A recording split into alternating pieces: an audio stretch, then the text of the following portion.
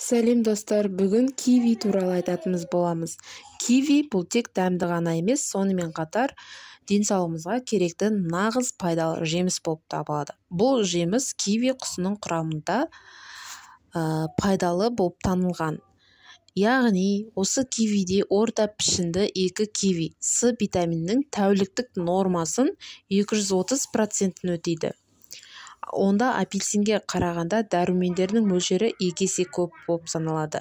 Ал С витамині ол иммундық жүйесін ынталандырады және стресске, басқа да жасқа байланысты процестерге қарсы тұруға көмектеседі. Сонымен қатар С витаминінің темірдің жақсы сіңіруіне, жаралардың жылдам жазылып кетуіне ықпал етеді. Киви жемісінде бұл ас қорыту, жүрек тамыр жүйесінің өте пайдалы болып келеді. Сонымен қатар бұл кивиде ұйқыны және де ондағы сандық жүйелерді жақсартады. Киви таңғы аста 1 киви жеуді қанды сұйылтатын аспирин секілді тиімді болып саналады. Сонымен қатар кивиді тұтынғанда жанама әсерлер болмайды және ол әлде қайда пайдалы. Тыныс алу үшін де пайдалы. Зерттеулер өткендей, кивидің құрамында С витамині болғандықтан, ол тыныс алу органдарында ауыртпалықты жеңілдетіп, қырылдаудан жөтелден, яғни қырылдап, жөтеу, демігуден арылтады екен.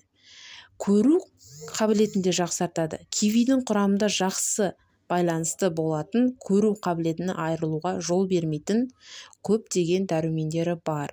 Сондықтан кивидің құрамында ол заттың жетіспеушілігі көру қабілетіне әсер етеді. Кивидің құрамында жасқа байланысты болатын көру қабілеті айыруға болады. Яғни кивидің құрамында көптеген денсаулығымызға да сымбатына назар аударатындай жақсы бағалайды. Оның құрамында калория аз және май жоқ. Дегенмен киви ас қорыту жүйесінің қалыпты жұмыс істеуі үшін қажетті талшықтарға бай. Сонымен қатар кивиді жүкті әйелдер үшін қажетті жеміс. Оның құрамындағы жатырдағы қан жасушаларының өндіруге қажетті фолий қышқылы өте көп. Бұл жеміс еркектерге де пайдалы. Яғни кивидегі амин қышқылдарының аргининді иммунопатогеналды емдеуі алдын ала қолданылады. Кейбір адамдар киви аллергиялық реакция болуы мүмкін. Көп жағдайда кивиді тым көп мөлшерде жейтін адамдарда дененің түршіккенуі, аллергияның түрлі дамиды. Киви қаншалықты пайдалы болса да, осы жемісті асыра пайдалануға болмайды. Киви жемісін көп жеу ісінуге де алып келеді.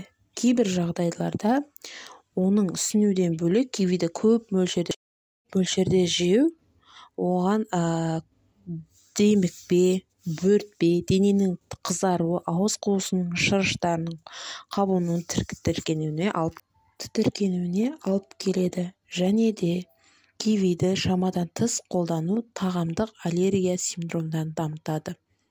Мұндай жағдайда адамның ерні, тілі, шыршы қабаты ісініп кетеді. Піскен киви қатты, жұмсақ, терісі әжімсіз және жарықсыз болады.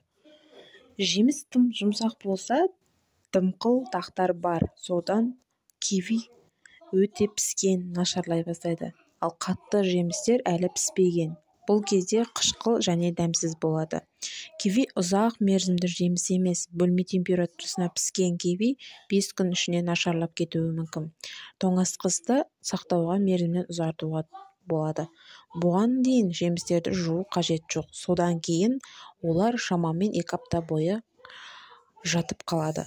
Сондай-ақ жасыл киви сатып аласыз. Олар тоңазытқышта бірнеше апта бойы бұзылмайды. Қолданар алдында олардың пісуіне рұқсат етіңіз. Алма немесе бананмен бірге қағаз пакетке орап, бөлмеде бірнеше рет қалдырыңыз. Басқа жемістерден бөлінетін элипидті түзуді тездетеді.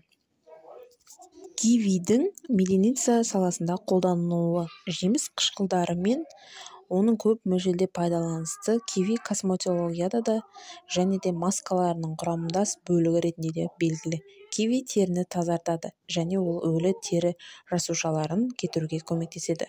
Сондай-ақ бұл жеміс теріні қатайтуға және де жақсартуға көмектесетін табиғи коллагенді қамтиды. Кивидің құрамында белоктардың сіңісуін жақсартатын актидинді заты бар. Сондай-ақ киви немесе оның сығынысы ас қорытуды жақсарту үшін әсер ететін сүт өнімдерін көп жегеннен кейін ұсынылады. Сондай-ақ киви жемісі қанды сұйылтатын аспиринге де балама болатын дәлелденген. Киви қан ұйғыштарының пайда болуының қаупін азайтады. Бұл жүрек қан тамырлар ауруына пайда болып келеді. Киви тамаққа пайдалануға болады дейді. Яғни киви бір мезгілде бірнеше жемісте түсіретін жарқын дәмді арқасында тәтті тағамдар болып келеді. Одан желе, бәліш, мус дайындауға болады. Шоколадтағы киви бұл мерекелік және пайдалы тағам. Жеуге ыңғайлы болу үшін киви шеңберінде балмұздақ таяқшалар немесе шашлықтарды қолдануға болады. Шоколадты бөліктерге бөліп, кремді құйып, микро толқынды пеште су немесе ваннасында ерітіңіз. Қайнатуға жол бермеңіз, әйтпесе шоколад қатып қалады. Киви қабығын ашып, әрқайсысын 8 мм қалың шеңберлікке кесіңіз. Таяқшаны салып, әрбір киви шеңберінің жартысын шоколадқа ертіп батырыңыз.